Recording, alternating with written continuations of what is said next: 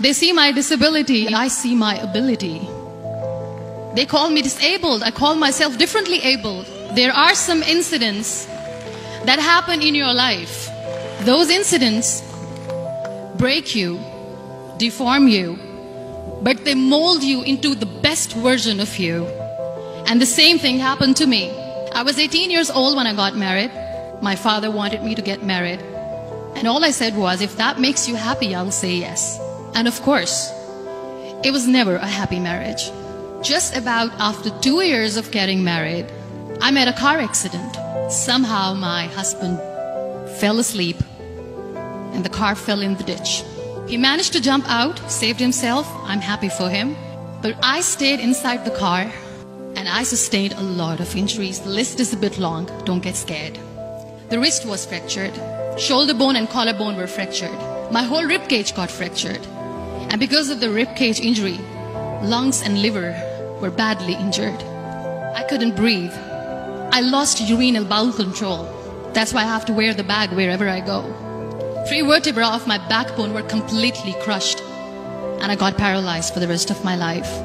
I finally ended up in a hospital where I stayed for 2.5 months. I underwent multiple surgeries. One day, doctor came to me and he said, well, I heard that you wanted to be an artist, but you ended up being a housewife. I have a bad news for you. You won't be able to paint again because your wrist and your arm are so deformed, you won't be able to hold a pen again. Next day, doctor came to me and said, your spine injury is so bad, you won't be able to walk again. Because of your spine injury and the fixation that you have in your back, you won't be able to give birth to a child again. That day, I was devastated. I asked my mother, why me? And that is where I started to question my existence. Why am I even alive?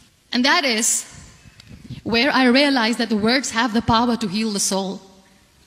My mother said to me, this too shall pass. God has a greater plan for you. I don't know what it is, but He surely has. And in all that distress and grief, somehow or the other, those words were so magical that they kept me going. One day I asked my brothers, I know I have a deformed hand, but I'm tired of looking at these white walls in the hospital and wearing these white scrubs. I'm getting tired of this. I want to add more colors to my life. I want to do something. Bring me some colors, bring me some small canvas. I want to paint. So the very first painting I made was on my deathbed, where I painted for the very first time. It was not just an art piece or just my passion. It was my therapy. And then I was discharged and I went back home.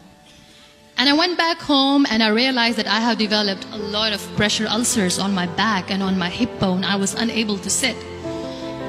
There were a lot of infections in my body, a lot of allergies. So doctors wanted me to lie down on the bed straight for not 6 months, for not 1 year, for 2 years. I was bedridden, confined in that one room, looking outside the window, listening to the birds chirping, and thinking maybe there will be a time when we'll be going out and enjoying the nature. That was the time where I realized how lucky people are.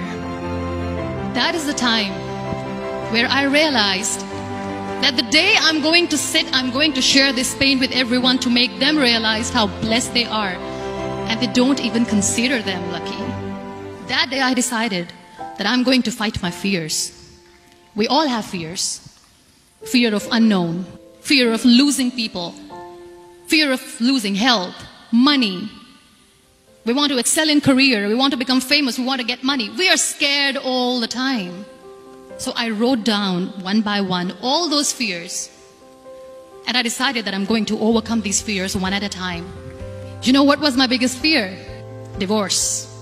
I was trying to cling on to this person who didn't want me anymore, but I said no. I have to make it work.